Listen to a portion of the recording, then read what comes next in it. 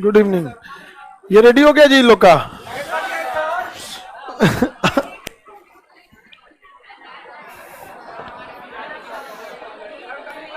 हाँ,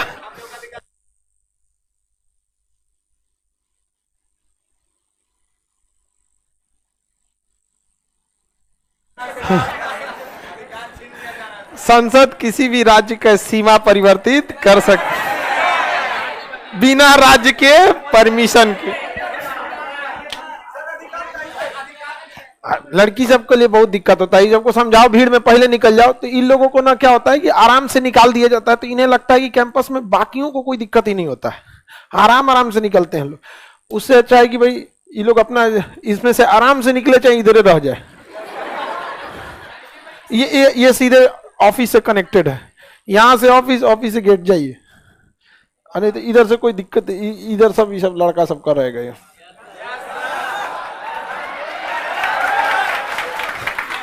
इतना खुश क्यों है? देखे लड़का कितना सीधा होता है, छोटा छोटा बात पे खुश हो जाता है।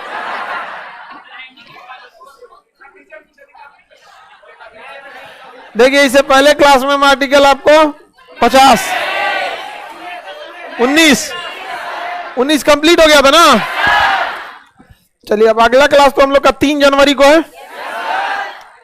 आप लोग के पास बीच में लगभग आप लोग का 70-80 घंटा है।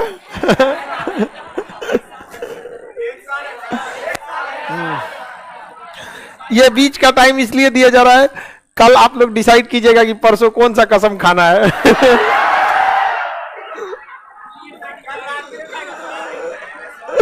अच्छा कल ही रात में खा जाएगा सब। ओ हम लोग बड़ी कसम खाते थे अपने स्टूडेंट लाइफ में कि अब सुधर जाएंगे लोग। कसम खा के लिखना पड़ता था ना, तो भूल जाता था मैं कौन सी का कसम खाया। हम लोग डिसाइड कर लिए।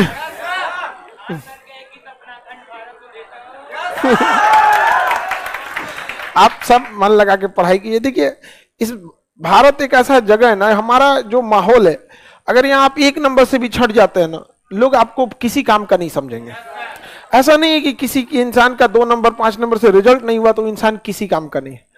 लेकिन अगर आपका सफल नहीं हुआ ना, तो इंसान आपको कूड़े के भाव भी नहीं समझेगा। बहुत कठोर रियलिटी हिंदुस्तान की।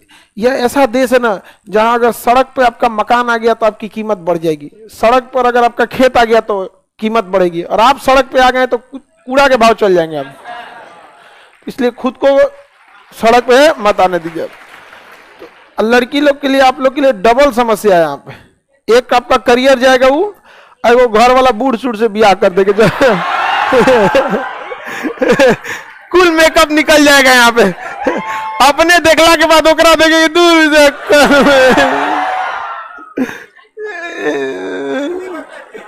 समझ में आ गया कि नहीं? फिर मेकअप भी बोझ लगने लगा दूर से। इसलिए आप लोग क्या करिए, पढ़ाई की। लड़की लोग के लिए ये बहुत गंभीर समस्या है। अगर नौकरी हो जाएगा तब ठीक रहेगा, घर वाला भी पूछेगा which one of the following is correct, नहीं तो 2 ऑप्शन देगा, 1 इज कंपलसरी। कई को में तो ऑप्शन ही नहीं देता है। घर में बेचारी जाती है छुट्टी में, दिवाली दशहरा का उधरे से भेज देता है, जा। होता है ये चीज। तो आपकी सफलता, आपकी जीवन आप ही के हाथ में है। और ना सफल होने का मजा तब है जब बहुत कम उम्र में आप सफल हो जाइए, वरना एक ना एक दिन तो सबको सफल होना है।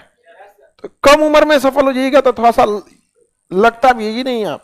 और मेहनत करने, जो सफल है असफल में, एग्जाम में, एजुकेशन में बहुत का अंतर नहीं होता है। 15 नंबर का खेल है, आप पास होइएगा या फेल होइएगा, बस 15 से भी। किसी का भी ऐसा थोड़ी होता है 100 नंबर में अगर मान के चलिए 65 कट ऑफ जा रहा है, 100 है, इसका कट ऑफ जा रहा है 65, ऐसा थोड़ा कोई 3 नंबर पाया होगा। अरे सब जाया, सब आप देखिएगा 45 से 60, इसके बीच में आपको 80% लड़का मिल जाएगा, 80%। तो आप लोग इतना नहीं हिल सकते हैं, इसका मतलब आप हारे नहीं हैं, आप लास्ट में हिम्मत हारे हैं। आप दौड़ तो गए थे 45 तक, थोड़ा और मेहनत कर देते कहां चले जाते। इसलिए अपने आप को मत गंवाइए। कोई पढ़ने में तेज वगैरह नहीं होता, ये दिमाग से निकाल दीजिएगा। हम अपने क्लास के सबसे बेकार स्टूडेंट थे। क्यों? अजमेर समझ में नहीं आता। बाद में पता चला ना कि हमारे टीचरों से बेहतर हमारे दोस्त जानते थे सर, वो पढ़ाते थे ठीक ठाक। टीचर को लगता था कि वो अब हम आपको अभी आर्टिकल 20 पढ़ाने जा रहे हैं, बता दें एक्स पोस्ट फैक्टो, दिमागे से उतर जाए कौन सी बता दिए, डुअल जीव पार्टी नहीं ना, तो उसको हम आराम से ना समझाएंगे। तो दोस्त सब आराम से समझाते थे। कोशिश कीजिए अच्छे लोगों के साथ रहें, वो दोस्त भी कभी कभी बहुत हेल्प कर देते हैं और कोनो कोनो डुबाइयो देता है, इसलिए दोस्त वगैरह बना के रखिएगा अच्छे से। और दुनिया का सबसे खराब दुश्मन जानते हैं कौन होता है? पुराना दोस्त, अगर बिगड़ गया है तब, नहीं तो वो बना भी सकता है। ये सब चीज आपको ज्यादा देर असर नहीं करती है। आते हैं तो टॉपिक पे। कल हम आपको आर्टिकल 19 पढ़ा दिए थे, हाँ आर्टिकल 19, आर्टिकल 1 से लेके हम आपको 19 बता दिए। संविधान की आत्मा नहीं कहते, संविधान की रीढ़ कहते। आगे जब पढ़ेंगे ना तो आर्टिकल 32 को भी संविधान की आत्मा कहते हैं और प्रस्तावना को भी संविधान की आत्मा कहते हैं। तो धीरे धीरे चीजें समझ में आने लगी। अभी क्या है ना कि कुछ क्वेश्चन बनाते होंगे तो आप अटक जाते होंगे, क्योंकि आप मूल अधिकार पढ़े हैं तो 32 तो समझ में आ गया होगा, प्रस्तावना पढ़ना है लास्ट में, जबकि संविधान शुरू होता है कहां से? प्रस्तावना से। लेकिन शायद हम फर्स्ट टीचर है जो सबसे बाद में प्रस्तावना पढ़ाते हैं, क्योंकि हम जब शुरू किए थे प्रस्तावना से, हम भारत के लोग भारत को एक संपूर्ण प्रभुत्व संपन्न समाजवादी पंथ निरपेक्ष, अरे पगला गए थे हम, हमको जो ना हो तो इसलिए उसको भेज दिए लास्ट में। आगे देखे हम आज आर्टिकल 19 तक तो बढ़ा दिए थे। संविधान का क्या कहा गया था? रीढ़। संविधान का रीढ़ कहा गया, रीढ़, ठीक है। अब आर्टिकल 20 देखते हैं। आर्टिकल 20 में ना क्या है कि 3 अलग अलग प्रकार की व्यवस्थाएं की गई हैं। एक बात बताइए, कोई देश का कानून अगर इतना अजीब बना दिया जाए कि मिसयूज बहुत इजी हो जाएगा तो बहुत दिक्कत हो जाएगा ऐसे देश में रहने के लिए। इसलिए संविधान निर्माता 3 चीजों पे बहुत जोर दिए थे सर, एक्स पोस्ट फैक्टो पर, डुअल जीवबाटी, और दूसरा था सेल्फ इंक्रिमिनेशन। ये आपको नहीं समझ में आया तो बहुत अच्छा बात है, किसी को नहीं समझ में आता ये, ठीक है, अभी समझ में आ जाएगा। ये टेक्निकल संवैधानिक भाषा है, टेक्निकल समझ में आ गया नहीं, कुछ कुछ नहीं होता है, टेक्निकल भाषा होते हैं, तो वैसे ही टेक्निकल भाषा। 3 चीजें इसमें दी गई है। क्या क्या 3 चीजें हैं तो हम लोग देखते हैं इसमें 3 चीजें। एक है x post facto. X post facto इसका मतलब क्या है कि किसी भी व्यक्ति को, ड्यूअल जीवबाटी बाद में बताएंगे, पहले इसको समझा देते हैं। एक्स पोस्ट फैक्टो, देखिए जब आप कमीशन लेवल के एग्जाम में जाएंगे ना तो ऐसे टेक्निकल वर्ड पूछ देता है, एक्स पोस्ट फैक्टो की चर्चा कहां मिलती है आपको, तो ये टेक्निकल चीज है। देखिए इसका मतलब है, आप समझिए, एक्स पोस्ट फैक्टो का मतलब है कि किसी भी व्यक्ति को अगर आप सजा सुना रहे हैं तो आप अपराध करते समय क्या कानून था, अपराध जब किया वह व्यक्ति उस समय कौन सा कानून था, आप सजा उसको उसी आधार पर सुनाएंगे। अब जैसे आज के वक्त में चोरी की सजा नॉर्मल 2-2.5 साल की सजा है, लेकिन अगर आप चले जाएंगे चोरी की सजा शेर सासुरी के समय तो हाथ में काट देगा वो, तो क्या आप काट दीजिएगा उसका हाथ? नहीं। या अगर कोई व्यक्ति पकड़ा गया चोरी करते वक्त और आज चोरी की सजा 2 साल है, लेकिन उसको कानून में कोर्ट में केस लड़ते लड़ते 3 साल हो गया, केस लड़ते लड़ते 3 साल बाद सरकार ने एक नियम पास कर दिया कि नहीं, अब चोरी करने के लिए आपको 40 साल की सजा होगी, तो क्या उसे सजा होगी 40 की? नहीं। अपराध जिस समय व्यक्ति किया उस समय के पहले या उस समय के बाद के बने कानून उस पर लागू नहीं होते। समझ में आ गया कि नहीं आ गया? एक्स पोस्ट फैक्टो समझ में आ गया कि नहीं? आपको इसका सबसे अच्छा एग्जांपल मिलेगा, मतलब एकदम जघन्य अपराध हुआ था 2012 में, दामिनी का हत्याकांड, ठीक है। तो उसमें जितने अभियुक्त थे उन्हें तो फांसी लग गया, एक 17.5 साल का था, समझ में, वो छूट गया केवल 3 साल पर। उस जो बलात्कारी थे उसमें हत्या भी कर दिया था बाद में, तो उसमें एक 17.5 साल का था, बट वो 6 महीना के वजह से एडल्ट नहीं हुआ था, तो उसको जुवेनाइल जस्टिस बोर्ड में डाल दिया गया। जुवेनाइल कोर्ट में अधिकतम सजा 3 साल की है। ये बताइए, वो 6 महीने कम होने की वजह से उसने इतनी बुरी अपराध करके भी बच गया। लेकिन उसके बाद जस्टिस वर्मा कमेटी का गठन किया गया। जस्टिस वर्मा कमेटी ने कहा कि आप वोट डालने के लिए या आधिकारिक कार्य करने के लिए 18 साल पर आप एडल्ट यानी बालिग होते हैं, लेकिन अगर आप अपराध करते हैं तो आपको 16 साल की उम्र में ही बालिग समझ दिया जाएगा। तो अब इस गलती में मत रहिएगा। अब अगर आप बहुत बड़ा जघन्य अपराध कर देते हैं ना, 16 साल से आपको क्या मान लिया जाएगा? मतलब ये छोटे मोटे अपराध में नहीं, बड़े अपराध जैसे रेप, ऐसे घटना में अपराध आपको क्या मान लिया, लेकिन क्या उस लड़कों को मिलेगा? नहीं मिलेगा। क्यों? क्योंकि उस पे लगता है x post facto law. X post facto, यह कानूनी भाषा है, एक्स पोस्ट फैक्टो। अब इसी को हिंदी में लिख देते हैं, सजा अपराध के समय के कानून के आधार पर। सजा कैसे मिलना है? सजा अपराध के समय के कानून के आधार। अरे वही चीज है जी 19 में, एक्स पोस्ट फैक्टो। अच्छा पहले हमको सुनो ना, पीडीएफ पे तुम लोग को ज्यादा ध्यान रहता है, टाइपराइटर पे ज्यादा भरोसा है तुम लोग को। चलो समझो ध्यान से, एक्स पोस्ट फैक्टो। अरे सब 20 में ही है, किसमें है? 20 में। किसी को दिक्कत? 20 में 3 प्रावधान है, उसका एक ये प्रावधान है कि सजा अपराध के समय के कानून पर, जो उस समय का कानून था, उसके पहले या बाद में आप उसे सजा नहीं दे सकते। किसी को कोई दिक्कत नहीं? आगे बढ़ जाए। आप पे ज्यादा भरोसा, लड़का सबको कहना पड़ेगा भरोसा है। चलिए आगे बढ़ते, सबको कुछ हो गया जी तुम लोग को? कुछ बोल रही है, आगे बढ़े। मेरा पीडीएफ तो सादा है।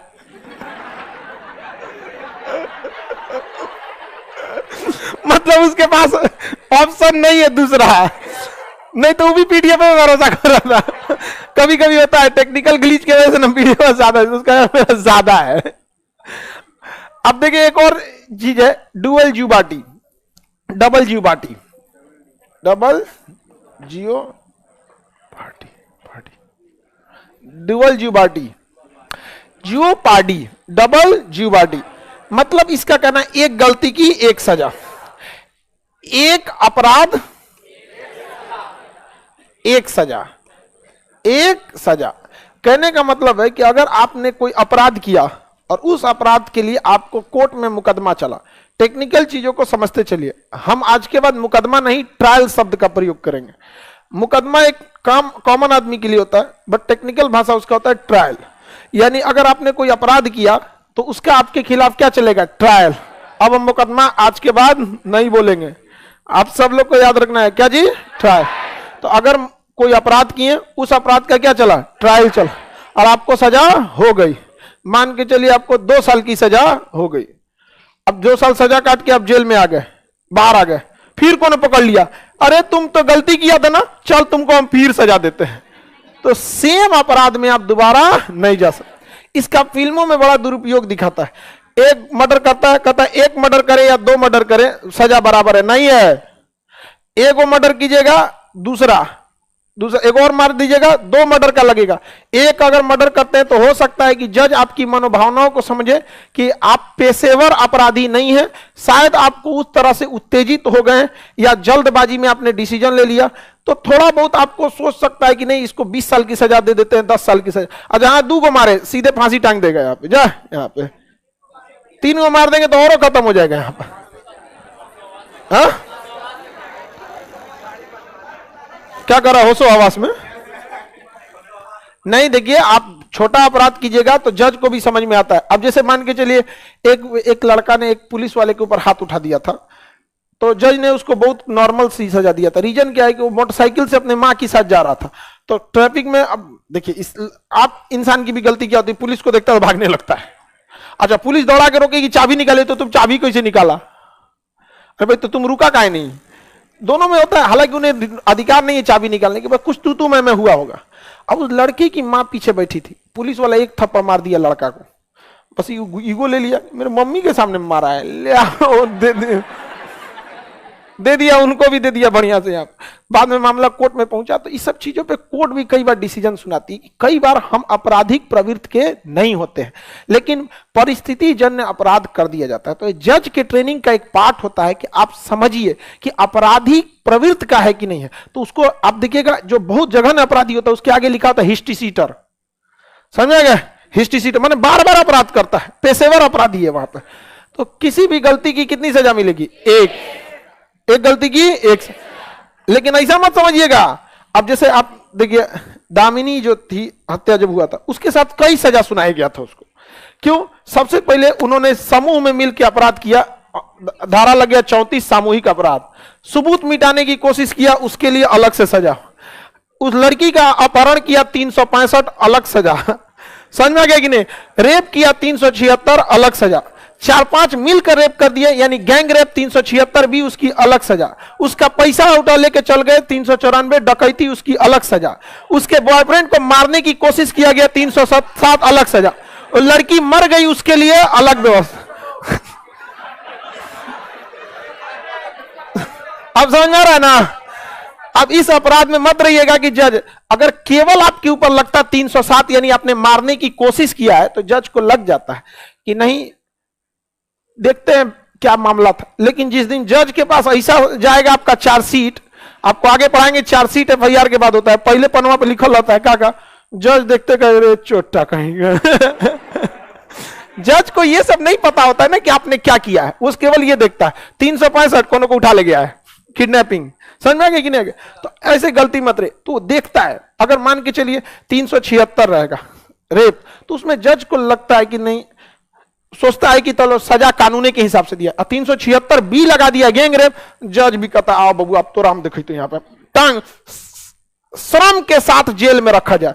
अगर कह लेगा नॉर्मल कारावास तो जेल में रहिएगा, और कह देगा शारीरिक श्रम के साथ तो चक्की पिसवाएगा, डेली दे देगा 40 किलो सरसों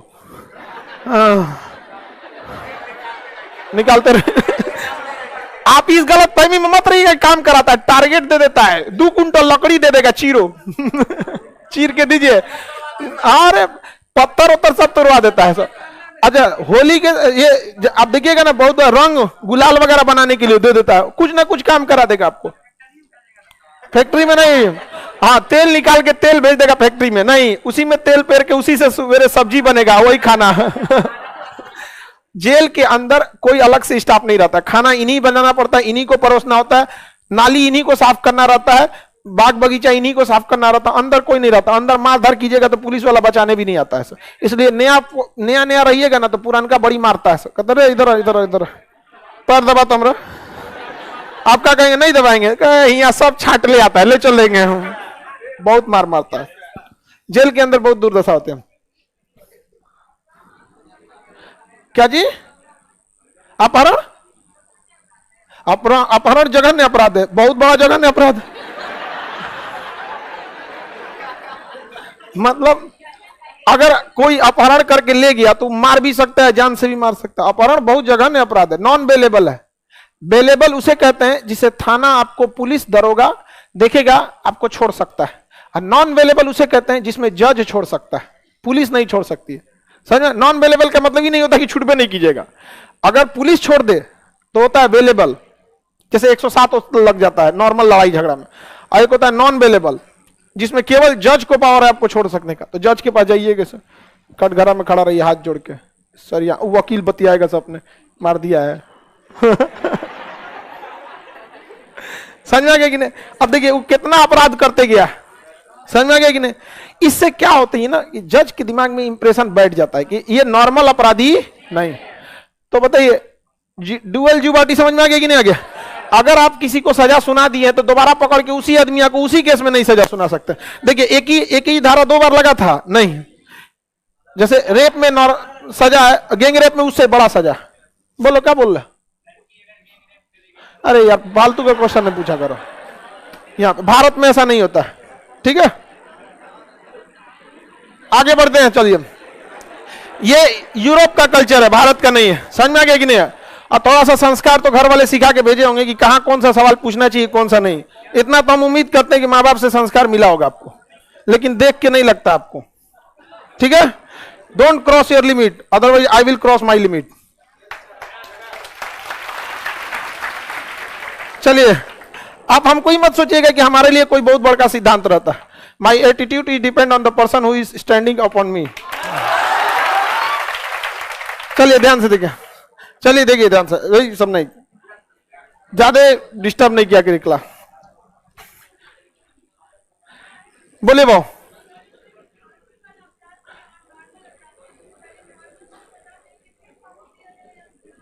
सीधा फांसी, अगर अच्छा बमनी का क्वेश्चन है किसी को फांसी की सजा देना है, जब फांसी की सजा दिया जाता है ना तो जज एक डेट मुकर्रर करता है, उससे पहले उसे रखा जाता है जेल में। ये डिपेंड करता है किसी व्यक्ति ने कैसा अपराध किया है। ठीक है, फांसी मतलब इनका कहना है कि दो अलग अलग अपराध किया है, एक तो में नॉर्मल सजा है और एक तो में फांसी है, तो क्या करेगा, नॉर्मल पहले सजा दे देगा, क्योंकि फांसी की प्रक्रिया एक बहुत लंबी प्रक्रिया है। तो नॉर्मल में आप रहिए, चक्की पीसते रहिए। अब फांसी वाले में रह गए, क्योंकि राष्ट्रपति के पास जाता है ना फांसी वाला, मर्सी अपील में माफ कर दिया तब, तो इसलिए जज सीधे नहीं लटका देता है। पता चल लटका दियो जज के माफ कर दे तो कहे बच लेना। अरे रुको आप समझा लेने दो, उल्टा सीधा क्वेश्चन पूछते हो जिसके एग्जाम से कोई लेना देना नहीं, खाली बतियाने वाला क्वेश्चन पूछता है, खूब बढ़िया बढ़िया बतियाना है, बकलोल सब चुप।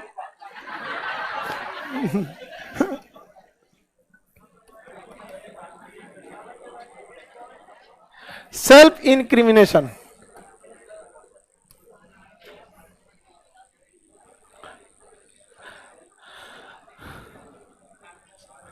किसी को कोई दिक्कत? सेल्फ इंक्रिमिनेशन मतलब अपने खिलाफ आप गवाही नहीं दे सकते। आपको अपने खिलाफ क्या नहीं देता है, गवाही नहीं दे सकते, अपने खिलाफ गवाही नहीं दे, यानी आप खुद से संरक्षण कर सकते हैं। अपराधी अपना भी संरक्षण कर सकता है, कोई भी व्यक्ति अपने खिलाफ संरक्षण नहीं, मतलब गवाही देने के लिए उसे मजबूर नहीं कर सकते। बताइए एक्स पोस्ट फैक्टो मतलब क्या होता है? सजा अपराध के समय के कानून के हिसाब से दिया जाएगा, समझे? डुअल ज्यू बॉडी मतलब क्या होता है? एक गलती की एक सजा, एक गलती की एक। सेल्फ इंक्रिमिनेशन, अपने खिलाफ आप गवाही नहीं दे, इसलिए आप देखिएगा पुलिस के कितनों, अगर गलती पकड़ा गया ना, पुलिस पीटे पहले को धाम किए हैं एकदम चुपचाप यहाँ पे, क्योंकि पुलिस के सामने दी गई गवाही मान्य नहीं होता है। कोर्ट में जाइएगा तो कोर्ट में पुलिस को बाहर रख दिया जाता है। पुलिस वालों को कोर्ट वकील में या पुलिस में थोड़ा भी नहीं जमता है, थोड़ा भी नहीं जमता है, तो सांप नेवला की तरह होता है। वकील से पुलिस वालों को बहुत अजीब डिजाइन से देखते हैं, समझ आ गया कि नहीं? बहुत उल्टा। और जज लोग के भी दिमाग में बैठा रहता है, पुलिस वालों को अजीब डिजाइन से झाड़ देते हैं लोग वहां पे। खैर ये देश का एक कानून है कि किसी को ये ना लगने लगे कि हम ही सुप्रीम है, नहीं तो अगर पुलिस वाले के ऊपर कोर्ट नहीं रहेगा तो किसी को उठा ले जाए सब। बहुत जरूरी है कोर्ट, कोर्ट के ऊपर किसी का दबाव नहीं चल पाता। लेकिन फिर जज के लिए भी एक दबाव है कि आप कोई भी सजा सुनाने से पहले वो सजा किस कानून के तहत सुना रहे हैं, आप कानून बताइएगा। अपने मन से नहीं सुना फांसी दे देना, तो दिखना पड़ेगा ये गलती थी, ये इस कानून पर फिट बैठ रहा है, अतः इस आधार पर मैं इसे सजा सुना रहा हूं। ये नहीं ये खीरा चुराया है 40 साल।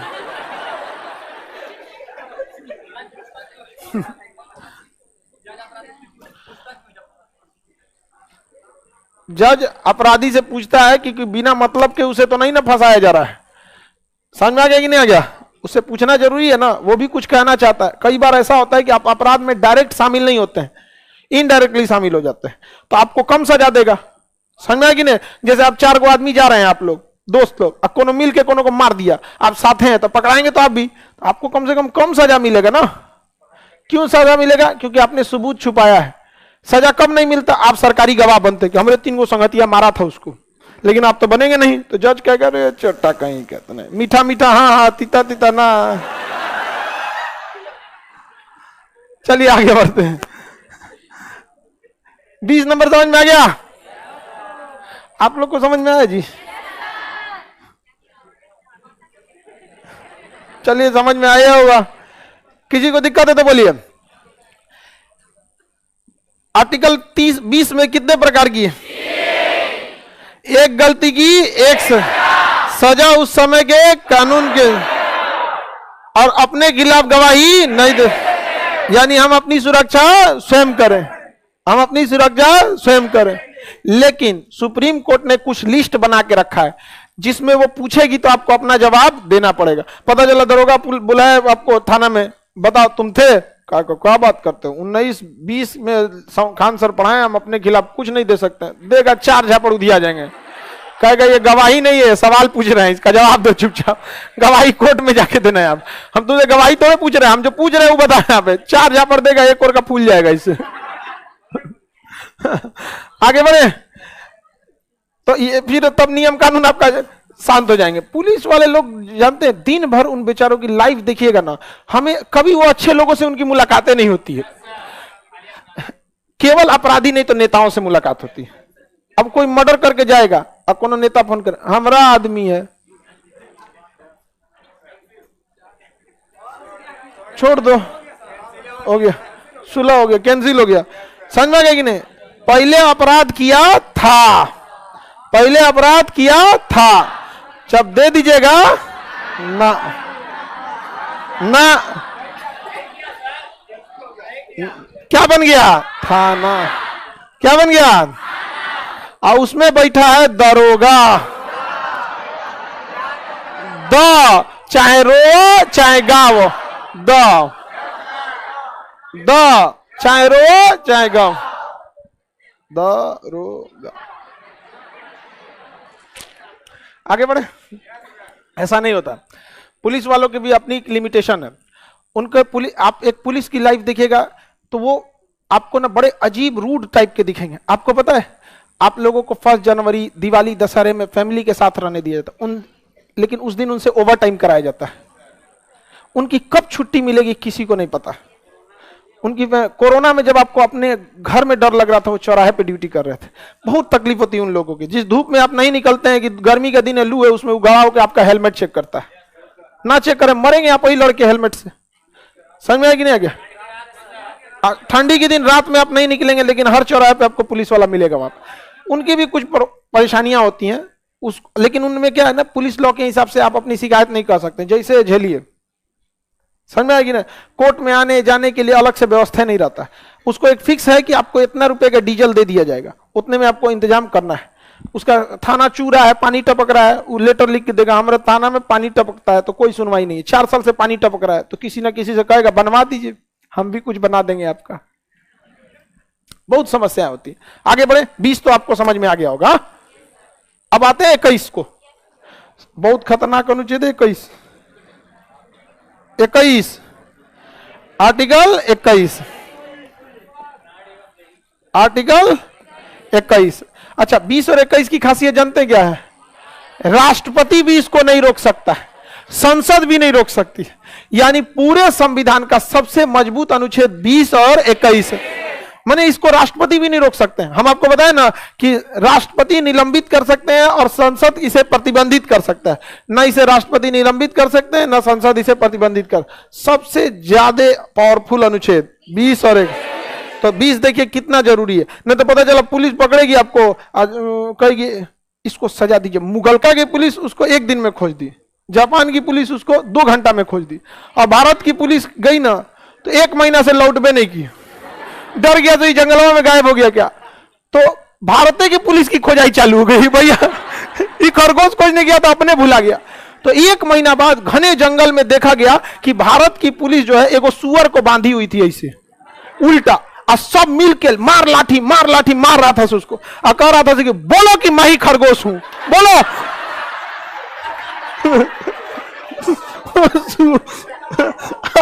सुअर परेशान था, कर हम कहां से खरगोश।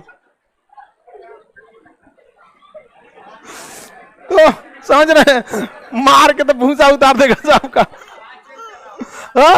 वो बेचारा 1 महीना से उसको गवाही दिला रहा था।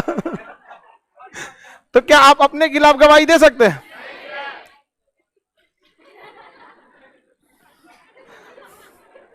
बबनी देखो, ये भी पुलिस वाला ही है।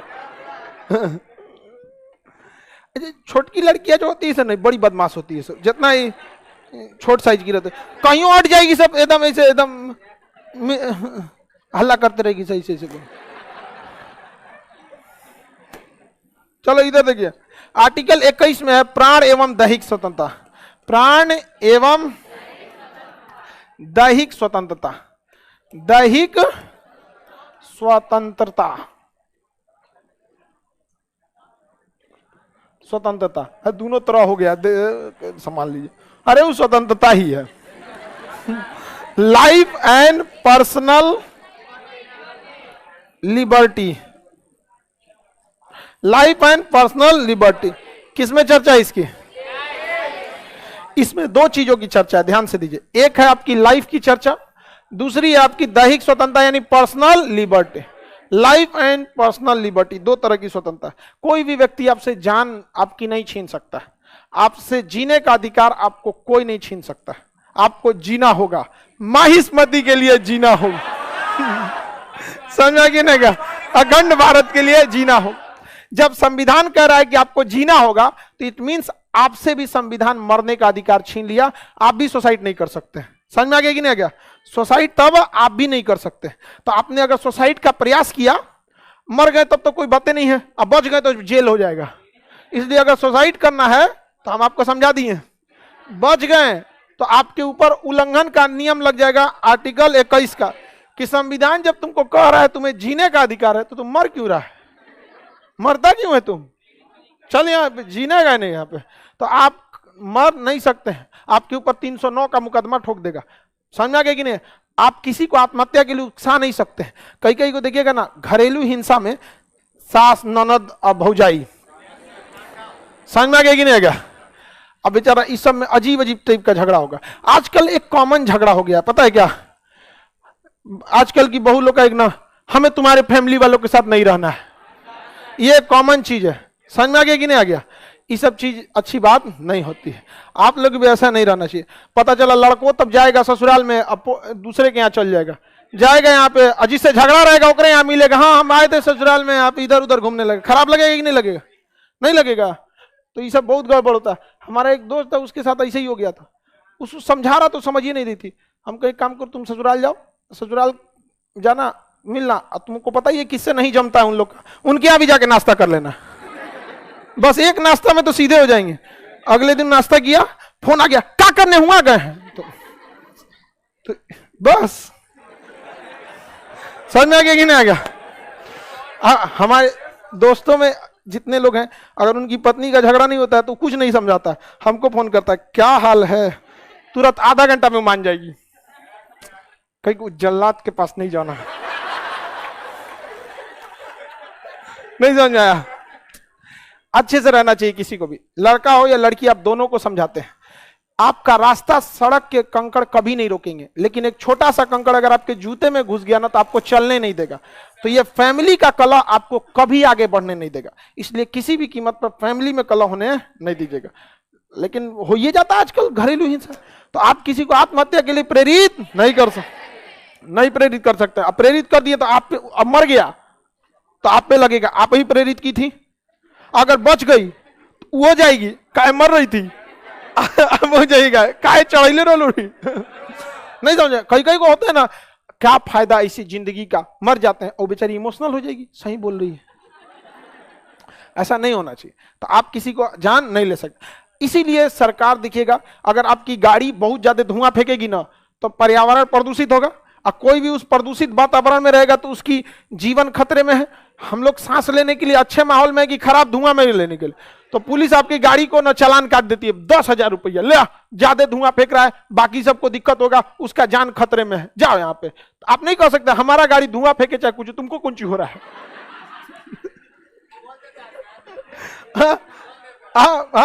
बोल देता है, तो वो सब पुलिस को इतना थोड़े समझाएगा, ज्यादा बोलिएगा तो साइड में लाएगा आपको।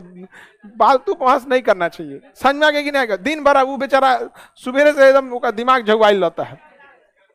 आगे बढ़े। इसलिए आप देखिएगा, आप पुलिस, आप मोटरसाइकिल पर आएंगे, हेलमेट नहीं लगाएंगे ना, तो हेलमेट नहीं लगाएंगे, एक्सीडेंट होगा तो मर जाएंगे आप। लेकिन संविधान आपको मरने नहीं देगा। तो पुलिस को कहा गया कि जो भी ऐसे मरने की तैयारी में जा रहा है, पकड़ो उसको, फाइन लगाओ। तो आप हेलमेट नहीं लगाएंगे तो आपके ऊपर पुलिस फाइन लगा देगी। यहाँ पे हेलमेट बढ़िया लगाना चाहिए, वो लड़की वाला नहीं कि वो कटोरा एगो रख लेती है, उससे ज्यादा सेफ्टी नहीं होगा। ऊपरा कटोरा से कौन सी हो जाएगा, यहाँ पे ऐसे जाएंगे तो सबसे वो मुंह में रगड़ा जाएगा। वो हेलमेट आता है पूरा मुंह बंद रहता है, जिसमें उसमें क्या होता है, ज्यादा सेफ्टी रहता है। लेकिन इन लोग को पता नहीं क्या, कटोरा वाला कोनो काम का नहीं रहता, लगता है कड़ाही उलाट के बांध लिया।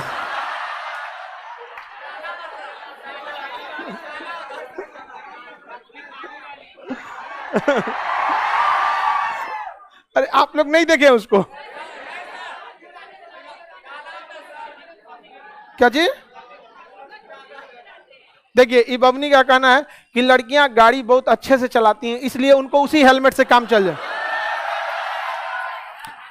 आप अच्छे से गाड़ी चला रही हैं, पिछुआ से कोनो बकलोलो आके एक बुलेट से मारेगा ना, तो स्कूटी जाएगा पता नहीं किधर, पता नहीं स्कूटी में रहता कौन चीज है।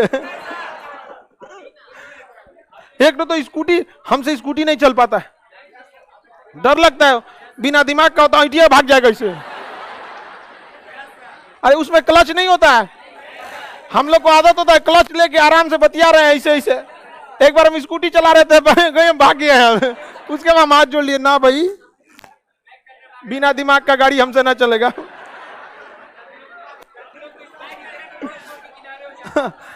आगे आगे बढ़े। प्राण एवं दैहिक स्वतंत्रता समझ में आ गया। आप क्या आत्महत्या कर सकते हैं? आत्महत्या नहीं कर सकते। क्या आप पर्यावरण को प्रदूषित कर सकते हैं? नहीं कर सकते हैं। क्या आपकी गाड़ी ज्यादा धुआं दे सकती है? नहीं। क्या आप बिना हेलमेट जा सकते हैं? हेलमेट बिना नहीं जा। सीट बेल्ट लगाना जरूरी है। तो 4 व्हीलर में सीट बेल्ट लगाना, सीट बेल्ट से बहुत जान बच जाती है। एक्चुअली एक्सीडेंट एयरबैग तो गाड़ी को देना मैंडेटरी है। आज कोई भी भारत की कंपनी अगर गाड़ी बनाएगी तो उसके आगे एयरबैग देना पड़ेगा। एयरबैग ऐसा सिस्टम होता है, एक्सीडेंट होगा ना तो गाड़ी पे अगर ज्यादा झटका लगेगा तो आगे एक तो तकिया ऐसा खुल जाएगा, तो आपको दिक्कत नहीं है। लेकिन अगर आप सीट बेल्ट नहीं पहने हैं ना तो आपको इतना जोर से इस सीना पे चोट लगेगा ना कि टूट जाएगा, यहाँ पे व्यवस्था, मर जाएंगे वहां पे।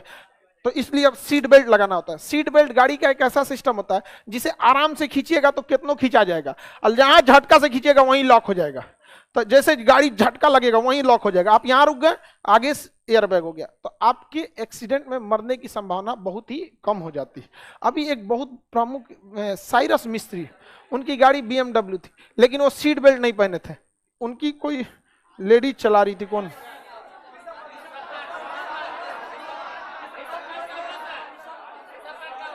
अच्छा अभी एक, हाँ आज हो गया ना ऋषभ पंत, आज ही हो गया ऋषभ पंत का। तो वो तो जस्ट अभी की घटना है, 2-4 घंटे पहले की होगा, आज ही का। तो उसमें आग लग गई उनके गाड़ी में, अभी जस्ट अभी हुआ है, एक्सीडेंट हुआ उसके बाद आग लग गई गाड़ी। तो ये तो एक अलग टाइप की घटना हो गई, पूरी गाड़ी ही जल गई है वहां पे, समझ में आ गया। उत्तराखंड में, हाँ चलिए अब ध्यान से समझते हैं। तो आपको प्राण की स्वतंत्रता समझ में आ गया। आपसे कोई जीने का अधिकार छीन सकता है? कोई जीने का अधिकार आपसे नहीं छीन सकता। आप किसी को आत्महत्या के लिए प्रेरित कीजिएगा, अगर प्रेरित करते हैं पकड़ेगा तो, हाँ सब चीजों से बच के रहिएगा। समझ में आएगी ना क्या? और कभी भी एक चीज लाइफ में हमेशा याद रखिएगा, अगर कहीं लाइफ का दिक्कत आता है, जैसे पारिवारिक कलह होता है, तो कोशिश कीजिएगा किसी का भी सुने, लेकिन माने घर वालों की, क्योंकि आपके घर को बचाने के लिए आपके ही घर वाले सोचेंगे, पड़ोसी नहीं सोचेगा कि आपका घर बस जाए। यहाँ पर अमूमन यही गलती होता है कि लोग दूसरे से सोचने लगते हैं। यहाँ पर लड़की लोग में अक्सर क्या होता था, दीदी से पूछती हैं, अरे दीदी बड़का बड़ी सुकरात न है, समझ में गया? अरे पूछना है तो बढ़िया किसी दिमाग वाले से पूछो। दीदी बेटे आगे देखिए, यहाँ पे करिए, हमसे पूछिए, हम तो यहां समझा ही रहे हैं, नहीं समझाते हैं। चलिए अब ध्यान से देखिए, पर्सनल लिबर्टी में क्या होता है, हमारी दैहिक स्वतंत्रता है, पर्सनल लिबर्टी है। हम अगर अकेले रहना चाहें तो हमें कोई जबरदस्ती ही नहीं कर सकता, अकेले क्यों रह रहे हो। तो एकांतवास में हम रह सकते हैं। हमारा मन, हम विदेश घूमना चाहें हम विदेश में घूम सकते हैं, ये हमारी मन है। हम अगर कोई चीज छुपाना चाहते हैं प्राइवेसी के तौर पर, हम ना बताएंगे तो हमारा लिबर्टी है। समझ में आ गया कि नहीं? हम कुछ भी लिबर्टी, पर्सनल लिबर्टी कर सकते हैं। समझ में आ गया कि नहीं आ गया? किसी को दिक्कत, हमसे जबरदस्ती कोई चीज नहीं उगलवा सकता है। लेकिन अगर हम अपराध किए हैं तो गवाही के तौर पे जज पूछ सकते हैं, लेकिन मार धार के नहीं। आगे बढ़े तो बताइए, एकांतवास में रहने की स्वतंत्रता किसके अंतर्गत आता है? एकांतवास में विदेश भ्रमण, हम विदेश में घूम सकते हैं, हमारा पर्सनल लिबर्टी है, दैहिक स्वतंत्रता हमारी पर्सनल है। समझ में आ गया कि नहीं? दैहिक प्राइवेसी, दैहिक निजता का अधिकार, कौन सा? निजता। इसे 2017 में जोड़ा गया था। इसे कब जोड़ा गया? 2017। आपकी प्राइवेसी है, आप ऐसा नहीं कर सकते, किसी से आप उसकी निजता का अधिकार नहीं छीन सकते, इसलिए आप किसी से जबरदस्ती मोबाइल का पासवर्ड नहीं निकाल सकते। मोबाइल का पासवर्ड नहीं निकाल सकते, इसलिए पुलिस जब पकड़ती है तो पासवर्ड नहीं। इसलिए देखिएगा कई लोग जो होते हैं जिनके पास सीक्रेट जानकारी या कुछ ऐसे रहती है वो आईफोन रखते हैं। आईफोन का एक ऐसा सिस्टम है कि अगर उसका पासवर्ड आप क्रैक कीजिएगा तो हो जाएगा, लेकिन उसके अंदर जो भी डाटा है, फोन, मेमोरी, कॉन्टेक्ट नंबर, जैसे नया मोबाइल होता है ना, मारेगा सब इरेज कर देगा, A to Z खत्म कर देगा। इसलिए देखिएगा आईफोन लोग इसीलिए रखते हैं। और हमको लगता है कि कई वो ऐसा ऐसा नॉर्मल आदमी भी आईफोन ले लेता है, कहता है काहे लिए, तो कहता है कि प्राइवेसी। अरे कौन ची तुम कौन ची घरवा में कौन ची इसरो का रॉकेट छोड़ रहा है क्या तू घरवा में से, प्राइवेसी नाम का चीज नहीं है, अजब हाल है भाई प्राइवेसी।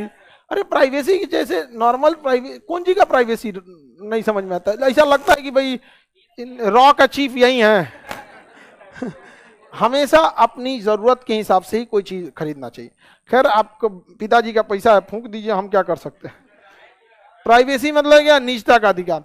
निजता का अधिकार यही होता है कि हमसे कोई मेरी प्राइवेट चीजों को हमसे आप जबरदस्ती नहीं पूछ सकते। कई को मीडिया वाला जबरदस्ती हमसे नाम पूछता है, सब हम बता सकते हैं। आर्टिकल किसमें है, 21। अच्छा 20 और 21 को तो राष्ट्रपति भी नहीं हटा सकते, तो मीडिया वाला कौन डेक्ची का मसाला है। अब जो पूछता है उसको हमसे पूछता है, हमें अधिकार है हम पूछ सकते हैं, तो हम कहें हमें अधिकार है हम चुप हो सकते हैं। वो बता रहा था आर्टिकल 19 मीडिया की स्वतंत्रता, हम क्या बताएं 21। अब पूरा उसको सुप्रीम कोर्ट के बाकायदे डिसीजन के साथ बताए थे। कहा सर आप, बेचारा चल गया। आगे बढ़े, किसी को कोई दिक्कत? तो प्राइवेसी का अधिकार है कि नहीं? विदेश भ्रमण, ये भी हम लोग इसमें अधिकार होता है। इसमें एक बहुत खतरनाक अधिकार जोड़ दिया गया हाल फिलहाल में, एडल्ट्री का। एडल्ट्री व्यभिचार, व्यभिचार, व्यभिचार मतलब ये क्या था, पहले अपराध था, अभी इसको अधिकार बना दिया गया। पहले मतलब अगर कोई शादीशुदा व्यक्ति है, महिला है, यह कानून पहले केवल महिलाओं पे था कि अगर कोई शादीशुदा महिला है और अगर उसका किसी अन्य पुरुष के साथ चक्कर चल रहा है, समझो ध्यान से, अल्लाह नहीं करो, तो अगर कोई महिला है शादीशुदा, अब किसी अन्य पुरुष के साथ उसका चक्कर है, तो उसे हम व्यभिचार या एडल्ट्री कहते थे। ऐसी महिलाओं को कानूनी तौर पे सजा हो जाती थी 497 धारा 497 के तहत। लेकिन इतना अजीब चीज था कि ये पुरुषों पे नहीं था। अभी क्या है, ये 397 497 खत्म, कोई नहीं, अब कोई भी व्यभिचार कर सकता है। समझ में क्या? ये उसकी किसमें आती है, पर्सनल लिबर्टी में। किसमें आता है, पर्सनल। अब कोई पुरुष है, वो शादीशुदा है, अगर वो चाहे तो किसी अन्य महिला से भी अफेयर रख सकता है। इस हटने के बाद, पहले ये अपराध था, अभी क्या हो गया, निजता के अधिकार में आ गया। और अगर कोई शादीशुदा महिला है, वो भी चाहे तो किसी अन्य पुरुष के साथ अफेयर रख सकती है।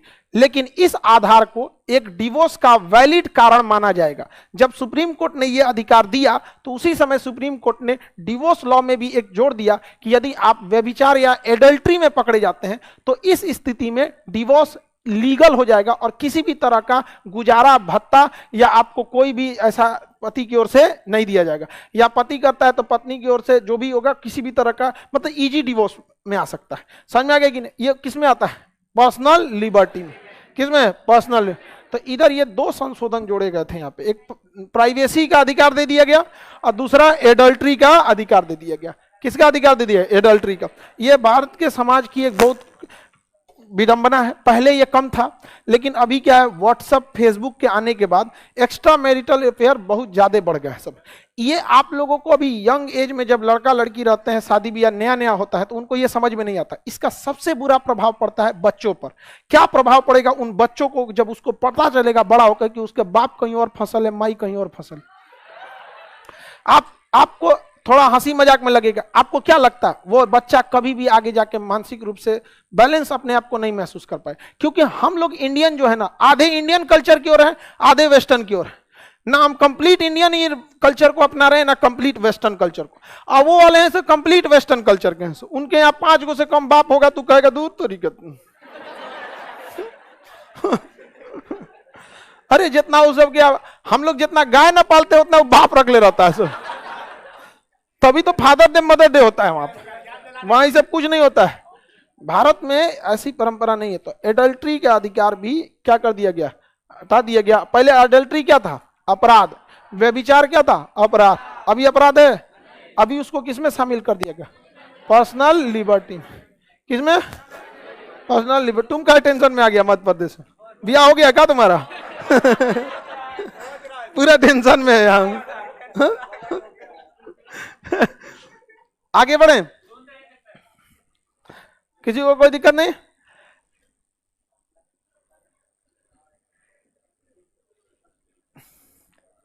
इसमें तो हम सब इंग्लिश हिंदी दोनों समझाइए दे रहे हैं, नहीं समझा रहे हैं तो खको रहा है सर इंग्लिश में, लिख रहा है हिंदी में। किसी हिंदी अंग्रेजी में बता दीजिए।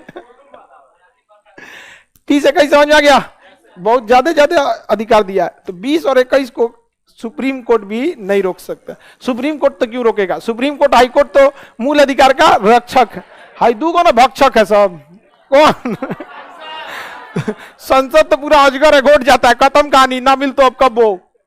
राष्ट्रपति तो कुछ समय के लिए रोक देते हैं, जैसे मान के चलिए चुनाव का समय है या देश पर आक्रमण हो गया, तो इस स्थिति में रोक सकते हैं। किसी को कोई दिक्कत है तो बोलिए। 20-21 समझ में आ गया? बोलो। हाँ, पर्सनल लिबर्टी है आपकी, आप अपने पसंद से शादी कर सकते हैं, लेकिन तुम्हारा हो नहीं सकता है। नहीं, बोलिए। ले, इनका बमनी का क्वेश्चन है, किसी के ऊपर केस हो गया है तो नौकरी हो सकता है। समझिएगा इस चीज को ध्यान से। अगर आपके ऊपर केस चल रहा है तो आपको फॉर्म भरते समय वहां टिक लगाना पड़ता है कि आपके ऊपर कोई केस चल रहा है। अब जब जॉब हो जाता है ना, तो वहां जाके आपको जो रिक्रूटमेंट अथॉरिटी होती है उसको अपने केस का डिटेल देना होता है। अगर वो नॉर्मल केस है तो आपका जॉब हो जाएगा, और नॉर्मल नहीं है, सजा अगर 2 साल से ज्यादा का हो गया तो जॉब नहीं देगा। वो अलग अलग उस पर है। लेकिन अगर आपने फॉर्म भरने में टिक ही नहीं किया है तब तो वो आपको हटा देगा। इसलिए फॉर्म भरते समय टिक जरूर की जाए, क्योंकि वो टिक नहीं है, वो डिक्लेरेशन है। हाँ, जिसको केस हो गया ना उसको टिक लगाना होता है। तो क्या दिक्कत है? टिक लगा दीजिए ना वहां पे, वेरिफिकेशन में कह दीजिएगा कि जब फॉर्म भरे थे तो नाम था, अभी हट गया है, कोई दिक्कत नहीं। डिक्लेरेशन होता है, उसको भरना अनिवार्य है, उस पर यस या नो। अगर है केस तो क्या भर दीजिए, अब वहां जाके बाद डिक्लेरेशन में कर दीजिए, लेकिन भरना जरूरी होता है उसे, कोई नहीं। हाँ, तो जानबूझ के दे देता है, तो रिक्रूटमेंट में जो रहता है वो भी समझता है। समझ में आ गया कि नहीं? सजा नहीं होना चाहिए, केस से कोई बहस नहीं, सजा नहीं होना चाहिए। बोलिए बाबू। अरे तेज बोल के दांत नहीं सुन।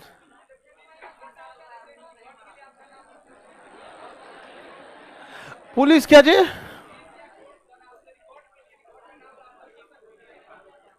रिकॉर्ड में नाम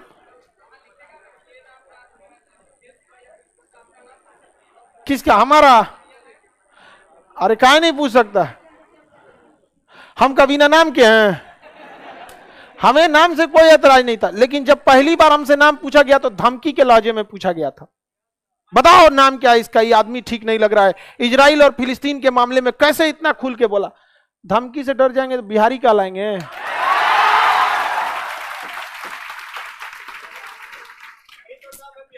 समझ में आ गया कि नहीं आ गया? हमें कोई ऐतराज नहीं है, हर इंसान। लेकिन जो पहली बार पूछा गया था ना, पूछने का लहजा खराब था, जो यहां चोट लग गया। समझ में आया? चलिए, तुम हमारे पीछे कौन, हमारे बारे में कौन सी करेगा जान के? हम बस पढ़ाते हैं, बस। हम कोई चीज, सब चीज पढ़ाई से रिलेटेड पूछिए।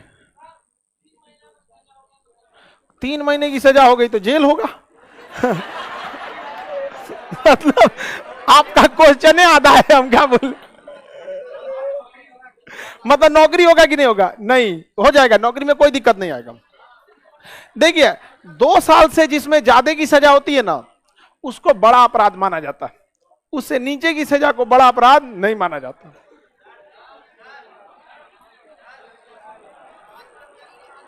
अरे तुम लोग क्वेश्चन पूछता है, एग्जाम से कोई मतलब ही नहीं रहता उसको। बोलो, तेज बोलो, बीच में नहीं, बस काला सांड बोलेगा, बोलो। बाबू हल्ला नहीं करो। आप बाद में पूछ लीजिएगा। नहीं, आवाज ही नहीं आ रहा है।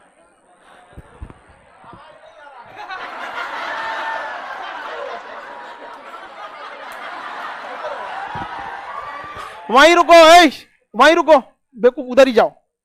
क्लास खत्म हो जाएगा तो आप पूछ लीजिएगा, ठीक है? हॉल बहुत लंबा है ना, नहीं जाता है आवाज यहाँ पर। अब हम माइक निकाल के तो चिल्लाते रह जाए, नहीं जाएगा। जब क्लास खत्म हो जाएगा तो आप आके पूछ लेंगे, तो हम आपका कोई डाउट नहीं रहेगा।